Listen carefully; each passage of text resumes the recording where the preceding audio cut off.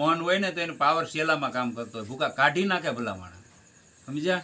એટલે મલુકદાસજી બરોબર ને આયલા જ હતા. અને અહીંયા લાલદાસ આવી જાય છે ને કહે છે કે ભાઈ ગુરુદેવ ક્યાં ગયા? કે ઓલા ઇન્દ્ર ભગવાનને પ્રાર્થના કરવા ગયા. એટલે ઓલો ભાઈ ઘૂંટવાનો પાણો હતો ને, પાણો લીધો કે મારા ગુરુ તારે બુદ્ધિ આવવું પડે, કે તને પ્રાર્થના કરવા આવવું પડે, બારે મેઘ ખાંગા છે. એટલે ઓલા અધવિષયથી પાછા આવ્યા, ખારા વરસાદ આવી ગયો, કાંઈ વાદળું નહોતું, કાંઈ નહીં. અને ઓલો ભાઈ ઘૂંટવાનો પાણો લીધો ને કે એક જ એટલી વાર લાગે કે હવે જેને ઇન્દ્રને પસાડવાની તૈયારી હોય એ કોઈ સામાન્ય વ્યક્તિ તો હોય નહીં, એનો શિષ્ય સામાન્ય થોડો હોય લાલદાસજી મહારાજ. એટલે તરત બારે મેઘ ખાંગા છે. એટલે મલુકદાસજીની પાસે આવીને ક્યારો વરસાદ આવી ગયો કે કાંઈ ઇન્દ્ર પ્રાર્થના થઈ નહીં. આવ્યા એટલે પૂછ્યું કે કાંઈ ઘટના ઘટેલી? કે હા લાલદાસે કે થોડી કે ઇન્દ્ર ધાક ધમકી દીધી, એમાં કે આવ્યું. આ સત્ય બની ગયેલી ઘટના છે. આજે પણ મલુક પીઠમાં ગ્રંથો છે, કદાચ કોઈને એમ થતું હોય કે હવામાં તીર છોડે તો જોઈ લેવાની છૂટી.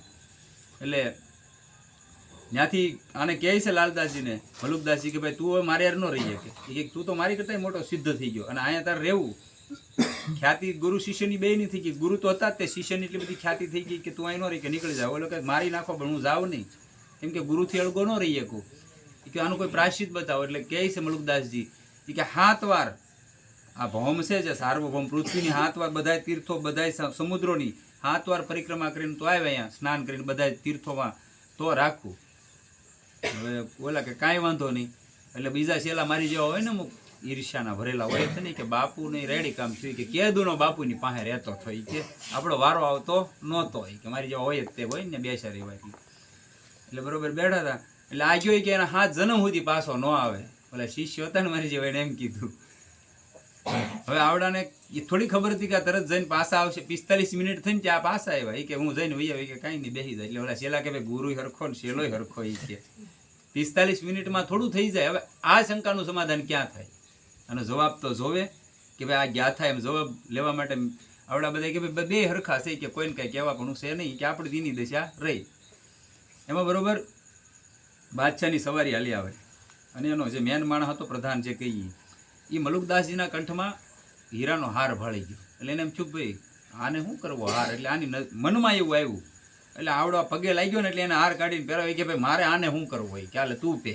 તારા મનમાં આવ્યું ને મલુકદાસજી કે પહેરી લીધો. પછી પાછું કીધું કે આ એમને એમ નથી લીધેલો હોય, કે તાકે તો ચામલી શેઠ આવ્યા, એ કે પૂછો આ શેઠને.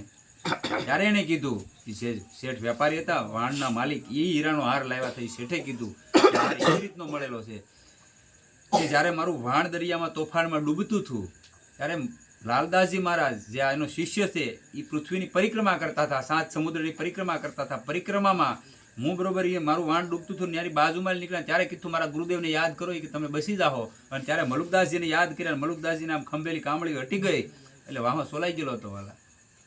ત્યારે ઓલાને બધાને એમ છું કે હાસી વાત છે, ખોટી વાત નથી. એટલે એવું ન માની લેવું કે ભાઈ આવડા એમને હાંકવા મળ્યા, આપણે ત્યાં નથી પહોંચ્યા તો એ આપણો વિષય છે.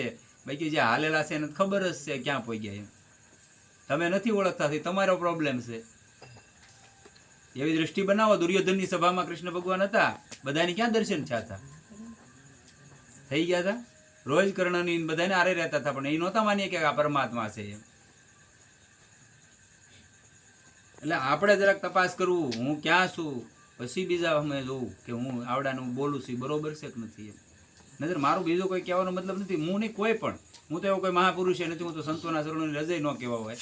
પણ કોઈ મહાપુરુષને એવી ટીકા ટિપ્પણી ન કરવી. નકર એક તો આ જિંદગી ભોગવવી છે ને જે આનાથી ખરાબ ભોગવવી, ખબર જ નથી તેની શું કામ આપણે કાંઈ કરવી. અને મેં ઘણી વાર કીધેલું ને, આને વેલ્ડિંગ કરી નાખી પાઇપને, બોલ્ટ હોય ને તો ખુલી જાય, પણ વેલ્ડિંગ ન ખુલે, એને તોડવું જ પડે ને કાપવું જ પડે ને.